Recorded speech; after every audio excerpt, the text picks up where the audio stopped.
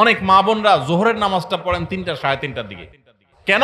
দুপুরে ওনারা রান্না বাড়া করেন, রান্না বাড়া করতে গিয়ে ওনারা শরীর ঘামায় টামায় যান, তখন শয়তান এসে মাসালা নিয়ে হাজির হয়।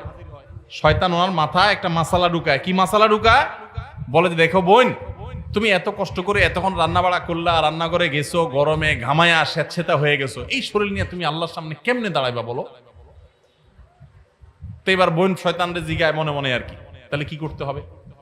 এবার শয়তান তার মনে মনে বলে দেয় যে আরে নামাজ তুমি ঠান্ডা মাথায় ফ্রেশ মোডে পড়বা, হাতের কাজ শেষ করে নাও, রান্না বাড়া শেষ করে নাও, সবারে খাবার টাবার দিয়ে নাও, তুমি বাথরুমে যাও, সুন্দর করে গা ডলে গোসল করো, ফ্রেশ হয়ে আসো, এরপরে 3টা 3:30 আসরের নামাজ সুই সুই হয়ে যাবে, এবার তুমি ফ্রেশ মুডে একটু নামাজ পড়ো। কাজটা কি ভালো হইলো না খারাপ হইলো?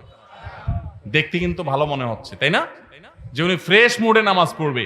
টাইম যদি পার হয়ে যায় তো এই ফ্রেশ মুডের 2 পয়সার কোনো মূল্য। আল্লাহ বলেছেন ইন্নাস সালাতা কানাত আলাল মুমিনিনা কিতাবা মাওকুতা, নামাজ ইমানদার যে নির্দিষ্ট সময় পড়াটা ফরজ করা হয়েছে। এজন্য মা বোনরা সময় হওয়ার পর দেরি না করে, অনেক মা বোনরা মসজিদে আজানের অপেক্ষা থাকেন, বলে মসজিদে পুরুষরা নামাজ না পড়লে মহিলারা বাসায় নামাজ পড়া যাবে না। না ভাই, পুরুষদের উপর ইসলাম এত ঝুলায় রাখে নাই মা বোনদেরকে। আরে মা বোনদেরকে যে পাওয়ার ইসলাম দিয়েছে, পৃথিবীর নারীবাদীদের 14 গোষ্ঠীর জন্মের বহু আগে ইসলাম নারীদেরকে আকাশে তুলে রেখেছে। এরা এগুলো চিন্তাও করতে পারবে না, এত মর্যাদা দিয়েছে। উমরা যাবেন, পুরুষ হইছেন তো জোরে জোরে তলবিয়া পড়া লাগবে, রোজা আছেন আর গায়ে রোজা আছেন, কোনো মাফ নাই, ছাড় নাই। আর মহিলা হলে আস্তে আস্তে পড়বে, রিল্যাক্স মোড, কোনো টেনশন নাই, কি আরাম, চিন্তা করে। পুরুষ হইছেন 5 ওয়াক্ত মসজিদে দৌড়ায় যায়, জামাতের সাথে নামাজ পড়তে হবে, আর জামাতের সাথে নামাজ না পড়ে অবহেলা করে বাসায় নামাজ পড়ছেন তো খবর আছে, আযাব আছে, আপনি ওয়াজিব তরক করেছেন, গুনাহগার। আর মা বোন মসজিদে যাওয়ার ডিউটি নেই, বাসা পড়লেই পুরুষদের সমান সওয়াব পাবে।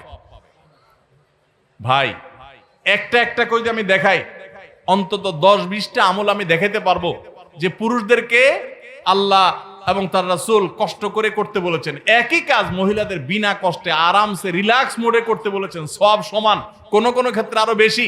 নবী সাল্লাল্লাহু আলাইহি সাল্লাম বলেছেন ওয়া বুয়ুতুহুন্না খায়রুল লাহুন্না, নবীজির মসজিদে এসে পুরুষরা নামাজ পড়ে যে সওয়াব পাবে, যেই মহিলা নবী সাল্লাল্লাহু আলাইহি সাল্লামের পিছনে নামাজ পড়তে চেয়েছেন তিনি বলেছেন তুমি তোমার বাসায় পড়লে সওয়াব আরো বেশি হবে।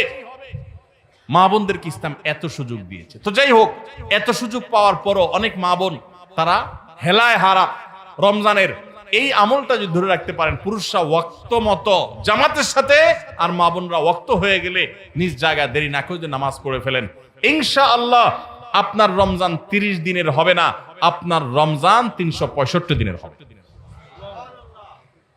সবাই 5 ওয়াক্ত নামাজ ঠিকমতো পড়বো তো ইনশাআল্লাহ?